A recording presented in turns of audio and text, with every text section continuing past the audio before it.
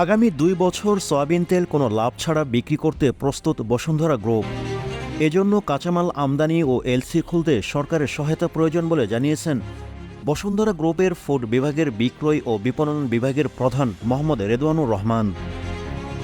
বুধবার ২১ আগস্ট রাজধানীর রমনায় অবস্থিত প্রতিযোগিতা কমিশনের কার্যালয়ে ভোজ্য তেল, চিনিসহ অন্যান্য নিত্য প্রয়োজনীয় পণ্য সরবরাহ ও মূল্য পরিস্থিতির বিষয়ে বৈষম্যবিরোধী ছাত্র আন্দোলনের প্রতিনিধিদের সঙ্গে বাংলাদেশ সহযোগিতা কমিশন, বাংলাদেশ ব্যাংক, শিল্প বাণিজ্য মন্ত্রণালয় সহ বেসরকারি ব্যবসা প্রতিষ্ঠানের প্রতিনিধিদের সঙ্গে অনুষ্ঠিত মতবিনিময় সভা অনুষ্ঠিত হয়। এ সভায় বসুন্ধরা গ্রুপের পক্ষ থেকে একথা জানানো হয়। ভ্যাট দায়মুক্ত থেকে লাভজনক ব্যবসা পরিচালনার বিশ্বস্ত সহযোগী দ্য রিয়েল কনসালটেশন, স্বচ্ছ ভ্যাট আইনে দক্ষ ন্যায্য ভ্যাট প্রদানে।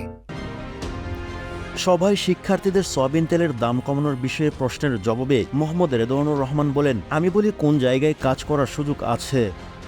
আমি আমাদের কোম্পানির তথ্য সবকিছু নিয়ে এসেছি, এখানে তা প্রকাশ করতে পারি, এখানে আমি কিছু প্রস্তাব দিতে পারি। আজ থেকে ২ বছর আগে বাণিজ্য মন্ত্রণালয়ে বলেছিলাম, যতদিন ইউক্রেন রাশিয়া যুদ্ধ চলবে আমরা কোনো লাভ ছাড়া পণ্য বিক্রি করতে পারি, এতে ১ টাকাও প্রফিট করব না। আমাদের কারখানা ৪ মাস বন্ধ ছিল। আমরা তখন সরকারকে বলেছিলাম, আপনারা আমাদের ক্রুড অয়েল দেন। যেহেতু ডলার সংকটের কারণে আমদানি করতে পারছে না, কারণ আমাদের কারখানায় ৫ থেকে ৭ হাজার লোক কাজ করে তারা বেকার হয়ে যাবে। এ সময় তিনি আরও বলেন যে এডিবল অয়েল বিক্রি করা হয় তার সফটওয়্যারে উল্লেখ থাকে, ভ্যাট চালান ছাড়া কোনো পণ্যই বের হয় না। আজকে ২১ তারিখ আমি আপনাদের কোম্পানির পক্ষ থেকে বলছি, অন্তর্বর্তীকালীন সরকার বলেন বা অন্য কোনো সরকার বলেন, আমরা আরও ২ বছর জিরো প্রফিটে ব্যবসা করতে পারবো।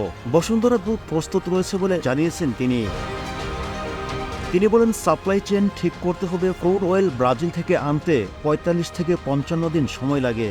তেলবীজ এনে সেটি বাজারজাত করে ৬০ দিনের উপরে সময় লাগতে পারে। এ সময় কমিয়ে আনতে হবে। সরকারকে বেঁধে দেওয়ার দামে আমরা ডলার কিনতে পারি না। ডলারের দাম বাংলাদেশ ব্যাংকের দাম অনুসারে পাওয়া যায় না।